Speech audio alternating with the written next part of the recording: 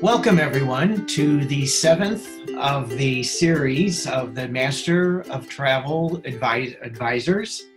And my name is John Werner. I'm the president of MAST Travel Network. We're a network of about 1,000 travel advisors, all with expertise of planning trips around the world. And today we have with us Sherry Blair, who is one of our experts in the network. And Sherry was recently visited Charleston, South Carolina, and Savannah, Georgia, back in the middle of October. And so we're going to talk today about Sherry's trip and her experiences there. So welcome, Sherry. Thank you, John. Happy to be here. Happy Veterans Day. It was my birthday trip, and normally I go to Jamaica every year for my birthday, and this year I actually had planned to go on a European river cruise. I have never been to Savannah or Charleston, so I decided that would be an area to go visit. Yeah, they're such beautiful cities and great places to go. What airport did you fly out of? We flew out of St. Louis and flew on Southwest Airlines. When in St. Louis, that's the East Terminal, which is normally a smaller terminal.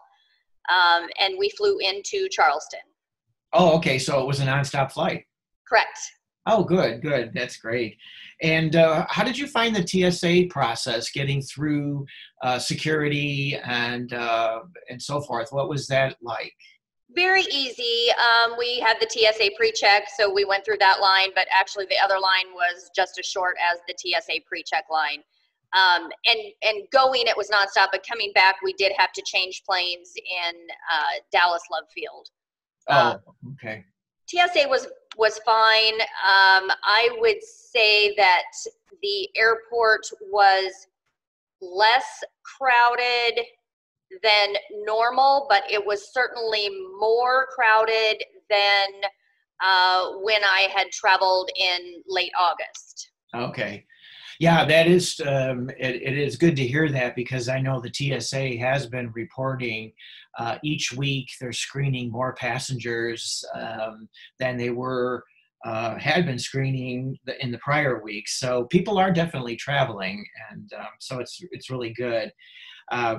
When you arrived in Charleston, did you notice anything different there? I assume that airport was also, it's not a super big airport anyway, but what was that like? I have never been to Charleston, so I didn't really have anything to compare it to. I was surprised at how small the airport actually was there. I was expecting it to be a larger airport. I mean, it was very efficient. We got our bags very quickly. The car rental facility, you get your bags and walk right outside, and we got our Hertz rental car right outside the door, and it was very easy. Yeah, I love airports like that, where Yes. The car rental is right outside if you are indeed renting a car. So yeah, you already answered the question about having been to these destinations before, and you have not. But what was it about, the lure of Charleston and Savannah that made you decide to go there when, some of the other destinations you had originally intended to go to? What lured you to Savannah and Charleston, other than the fact that you hadn't been there before? I have not been to the East Coast area very much at all, and so I wanted to kind of go and explore this area. I've sent several clients there, and I wanted to go and check it out for myself. I love the history of the two cities. Obviously the architecture in Charleston of those beautiful, gorgeous homes. It was an area that I've always wanted to go to, and I just decided to go for it. Yeah, they are beautiful. And mentioning the architecture, I know when you're in Charleston at the waterfront and you look back at those beautiful Queen Anne style homes facing the water, and it's, it's a whole row of them. And it's probably one of the most photographed sites in the country, I think. It is beautiful. Yes. And you know, those cities are very much a natural combination. When people go there, whether they're taking a tour, like a guided tour, or maybe they're doing a self-drive, they have a tendency to want to combine the two cities. And you drove in between them. So how long was the drive between the two cities? It was about 2 to 2.5 hours. Very easy drive, very pretty. Actually, when we came back because we drove to Savannah and stayed in Savannah first. And then when we drove back to Charleston, we stopped along the way. We stopped at Hilton Head and, you know, stopped some other places that I kind of wanted to go visit and see as well. So Yeah. Very easy drive. Yeah, I'm glad you mentioned Hilton Head Island, because that is also a big draw for people, you know, especially from the Midwest. I think a lot of people like to go there. So obviously you used a car rental to get around, and what type of hotels did you stay in both cities? Because they're really famous for small boutique hotels, but they have such a lot of different style of accommodations. They do, and in Savannah, we chose Spring Hill Suites, which it really wasn't a typical Spring Hill Suites. It was very lovely. It was in a great location, right across the street from a park. It was well within walking distance of everywhere that we needed to get to. We never took the car out. Once we parked the car at the hotel, we never took it out. Easy walking distance to the waterfront and the restaurants down there. We did do a trolley, a one-day hop-on, hop-off trolley tour that took us around to the areas that we would have driven to, but it was so much easier to do the trolley. And I had pre-booked that with a Viator tour, and that I definitely recommend doing that trolley tour. It was wonderful. Yeah, no, those are good, very convenient, and very worth it. Absolutely. And convenient as well. What was your first impression when you stepped into the Spring Hill Suites, you know, as far as how they were handling all the health and safety protocols? And the guests, some had masks on, some didn't. It did have signs that said, please wear a mask. The staff at the hotel had masks on. Every time I saw them, they had masks on. I would say guests were 50-50. 50 had the masks on, 50 did not. The people there were very accommodating. There was no service, so your room was not cleaned. They never did enter into your room. If you needed fresh towels, you could just go down to the front desk and get them. If you had trash, you could just set that outside your room and they would take that. Oh, okay. They did have the complimentary breakfast. It was, I wouldn't say it was a grab and go bag, because you could sort of pick and choose what you wanted. But the first morning there was no hot food service, and they told us that the next day they were going to try a hot food service, and they did have that the next morning. They were trying that. So, and again, down in the breakfast area, 50% had masks, 50% did not have masks on. So yeah, was it like that in Charleston too, would you say? I mean, it does. Actually, in Charleston, we did stay at a boutique hotel, and again, staff had it on, but most of the guests did not have the masks on, but it was a very small property. Yeah, it does. You know, those kinds of things do vary across the country. So besides being able to walk around to see the sights, you took the trolley tour, and what other kinds of activities did you do there?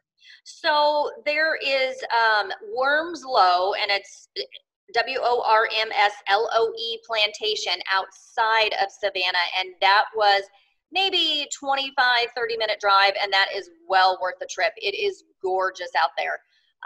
When we got there, it wasn't raining yet, but by the time we drove down the mile-and-a-half path to get to where the actual plantation presentation was, it just poured rain. I still walked around in the pouring down rain because I wanted to see it. It was gorgeous. A lot of weddings are held there. It's so pretty. There were people there getting family pictures. Poor kids were trying to get senior pictures, and so they would take a few and then stop and hope the rain would quit. And it was well worth the drive. Oh, that's good. That's good. Any other plantation tours? Because I know there's a lot of plantations in the area. There are, and that is the only one that we actually went to. There was another one, Magnolia Plantation. Oh, I've heard of We, that. yes, and we went the last day. We probably got there about 10 a.m. There were two big plantations, and the one other one is closed on Mondays. It's not open on Mondays. And so this was the only other one that was open. And we got there about 10, and you had to have reservations for the different attractions, and they were all full until like 4:30. So we didn't stay because we were headed back to headed to Charleston to start our stay there. Well, and then I know in Savannah, of course, being on the waterfront there with the Savannah River, did you take a boat tour by any chance? We didn't do the boat tour. We were down on that riverfront. And we only stayed in Savannah 2 nights. We stayed Savannah 2 nights, Charleston 3, and I wish I would have flipped it. I myself love Savannah more than I did Charleston. So I wish I would have done 3 nights there. We went down to the waterfront all 3 days or 3 times that we were there. We ate at Tubby's on the river down there, and it was outdoor dining, and you were right on the river, and it was very, very nice. We did not do the boat ride. We just didn't have time to do that. Yeah. Yeah, and I know, Savannah is I think a little larger city than Charleston, but I think one of the interesting features about Savannah are all the squares. And the way the city is laid out, and the square is definitely such a beautiful part of the city. And did you say Tubby's was the restaurant? Yes, Tubbys, Tubby's on the river, and we loved it there. Since we've been home, I've been wanting to go back and eat at Tubby's. Is it like just a single restaurant? Is it a chain or anything? Do they have Tubby's anywhere else? It's just a single restaurant as far as I know. Someone actually had recommended it to me, and I said, sure, I'll go there. I know it's always fun to discover those kinds of places wherever you go. And, yes. So what did you eat there? What was your favorite food? It was a salmon sandwich. I love salmon, so I was all about trying to get as much seafood as I could. Sure. Oh, why not when you're on the sea like that, on the ocean? Yes. So did you find, though, that throughout the city, most bars, restaurants, things were open? A lot of things weren't still closed, were they? No. Everything was open that we attempted to go to, so I didn't see anything that was closed. And you are so right about all those squares. Savannah reminded me a lot of New Orleans. Even though it's a large city, it was very well laid out. So, it was easy to get around even on foot, going to the different squares. And it was kind of cool how they named them, of course. And then, you would say, okay, this is this square that you were at, and okay, we want to get to this one. It's very easy to maneuver the city. Yeah. Beautiful gardens. Yes. Throughout the city, and they probably had carriage rides there, I'm sure. That's probably a big thing. Yes, they did. I was going to, ask you about, you said that staff at the hotels and at the restaurants, they were all wearing masks and so forth, but not everybody else was. But, I'm sure with so many places still having limited capacities and so forth, nothing made you uncomfortable. Everything was probably very, no crowds anywhere. And so. Correct. I was totally comfortable with everything that we encountered. There were no situations that I felt that we were crowded or in an unsafe environment. Leopold's is one of the popular places to get ice cream. And I don't know if you've been to Leopold's there, but it's famous all over the United States. But they even had the 6-foot social distancing things to stand on, which made their line very, very long. At times they said it was up to an hour and a half. So they would bring out glasses of water for you waiting outside because it was very hot, but you know, everybody wanted to get their ice cream. So Yeah. Gosh, yeah, no, I didn't, when I was there, I didn't, I guess I didn't know about that place, but now I have to go back. absolutely. And the Pink House restaurant, have you heard of that? That's No. amazing too. Okay, and that's also in Savannah? Yes, yes. Very, very, very good. Yeah, write that down, Pink Yes. House. And it's much more of a higher end than Tubby's. Tubby's was, you know, very casual. Pink House, you would want to dress up for it. It was very nice. Oh, okay. So the so you know, both cities have a lot of Southern charm. Yes. You know, kind of a very genteel kind of atmosphere, culture in a way. But the cities are different in many ways. So when you then went back to Charleston, what did you do there, and how different really is that city from Savannah? So in Charleston, we stayed at a boutique hotel. It was Hotel Bella Grace, and it was, it's a part of the Marriott chain. It was in an okay location. It wasn't as easy to maneuver Charleston. Mm-hmm. We did do the horse and carriage ride in Charleston. And we did walk the city, but we found that we took our car out much more when we were in Charleston to get to the places that we wanted to go to. We drove to Isle of Palms, and ate there probably 2 out of the 3 nights that we were in Charleston. Okay. I didn't feel like Charleston was as warm, I guess is the word Mm-hmm. that I would use, as what Savannah was. Yeah. I don't know if it, I just really don't know. I just didn't get that vibe in Charleston. It wasn't as welcoming of a city as I felt Savannah was. Yeah. Yeah, it's interesting you say that. And I do feel like in Charleston, even though it's a smaller city, it is harder to get around. Things seem to be more spread out, you know, from where the main downtown area is, and some of the shopping is not where some of the other historical sites are located. So there, you do have to do quite a bit of more walking, I felt when I was there. Yes. And, I think, you know, some of the neighborhoods where you want to really see the architecture and the gardens and everything, that also requires another walk in kind of a different direction. So, yes. Yeah, I can see that. One day we probably walked, easily 6 miles, because we walked down to the water where you're talking about the gorgeous scenery. And of course, I love all that architecture, so I was taking pictures of all the different houses. But I know that we walked at least 6 miles that day, and I love to walk and, you know, just take in the sights and stuff too. But it just wasn't as easy to get around as Savannah. Right. So I heard of the Isle of Palms resort. That's a resort, right? It's actually a city. Oh, okay. So you drive over the bridge to get to the city of Isle of Palms, and there's several restaurants over there. The Acme Low Country is over there.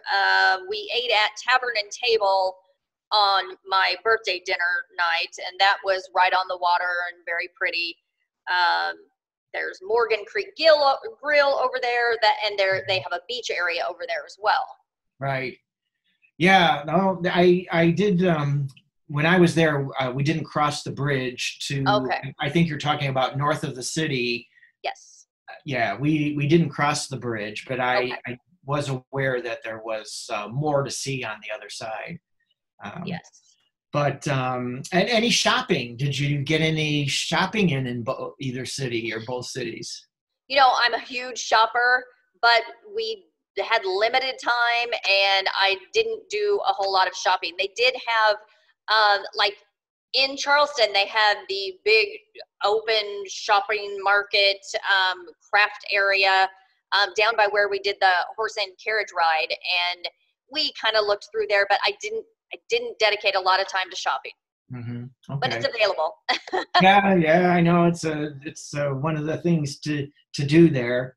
Yes, and actually in Charleston, I would say that if you're wanting to shop and have more high-end shopping, Right. it would be in Charleston. In Charleston, yeah. Yes. Yeah. So what other tips, suggestions do you have for people who want to visit both cities? Definitely do the hop on, hop off tour in Savannah. That was well worth everything. Again, if it were me, and everyone has different tastes, but if it were me, I would have stayed 3 nights in Savannah and 2 nights in Charleston if I only had 5 nights. I would not want to do less than 5 nights because I feel like you would be cheating yourself out on one city or the other. So I just wish I would have flipped it. Right. Do a little bit of research before you go as to what sites that you might want to go see, because that of course saves time when you're there. Sure. If you have an idea of what you want to do before you get there, and go with an attitude of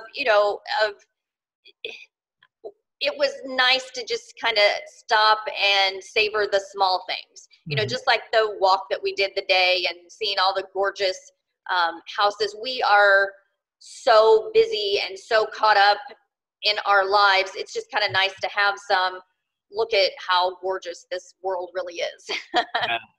Yeah, that's an excellent tip and great advice. And all of us need to do more of that. And when you travel, of course, you want to always take it all in. You always you think you have such a limited amount of time, you got to do it all. But so it takes some discipline to slow down a little bit and enjoy. Right. Well, Sherry, I appreciated very much your time today. Where's your next trip, by the way? Probably back to Mexico. I've been to Mexico twice already since March, and I am planning to go there again in December. Oh, good. Where in Mexico? Cancun or elsewhere? Riviera Maya, yes. Yeah. Flying to Cancun. Oh, yes. Wonderful. Well, yes. That'll be a great trip and a good time of the year to be there for sure. Yes. So, well, thank you again, Sherry. We appreciate it very much and enjoyed talking about your trip to Savannah and Charleston, and happy belated birthday. Thank you so much. Wonderful to be able to talk to you today. Thank you. Take care. You as well. Thank you for listening to Masters of Travel. You can find us on Facebook at MAST Travel Network, on Instagram at MAST Travel Network, and on Twitter at MVP Travel. If you would like to find a travel advisor near you, please direct message any of our social media sites